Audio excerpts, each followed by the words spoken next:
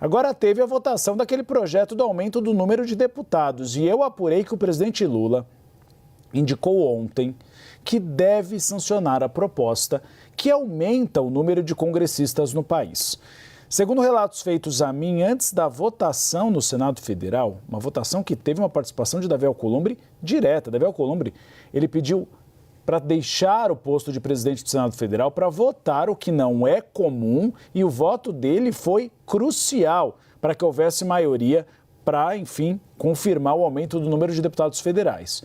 O que me disseram é que o Lula conversou com parlamentares da base aliada e eles foram avisados sobre uma disposição do petista em sancionar esse projeto. Nas palavras de assessores presidenciais com quem eu conversei, a mudança no texto final, que proíbe o aumento dos gastos públicos, foi essencial para permitir a aprovação e agora a sanção do projeto. O que é essa restrição? É uma emenda do senador Marcelo Castro, do MDB do Piauí, e ele acabou evitando com essa emenda que o aumento do número de deputados tenha um impacto anual de cerca de 64,6 milhões por ano. Ou seja, o que quis o Marcelo Castro? Pode aumentar o número de deputados federais, mas não vai ter aumento no orçamento.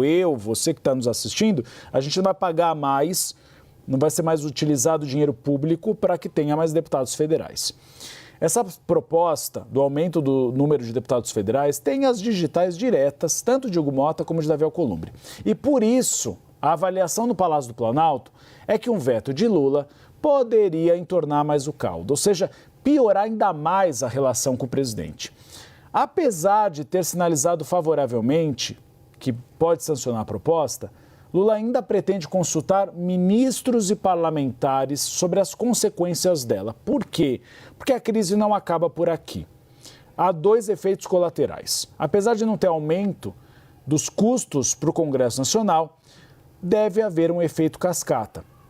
Se aumenta o número de deputados federais, também aumenta o número de deputados nas assembleias legislativas do país que são afetadas pela medida. E aí o que acontece? Tem que gastar mais nos estados. Mais do que isso, tem também efeito colateral na divisão das emendas parlamentares.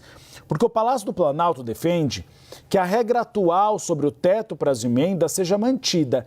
Ou seja, que mesmo com mais parlamentares, o valor do teto das emendas parlamentares seja limitado a 2% da receita corrente líquida. Só que já há um movimento no Senado Federal e também na Câmara dos Deputados, puxado por parlamentares do Centrão, para que esse percentual de 2% seja elevado, o que pode comprometer ainda mais as contas públicas e virar um pesadelo para Fernando Haddad. Então Lula sanciona sem gasto. Agora, se o Congresso Nacional oferecer uma PEC para mudar o cálculo em relação às emendas parlamentares, aí é uma nova crise fiscal no país, além da crise que nós já vivemos.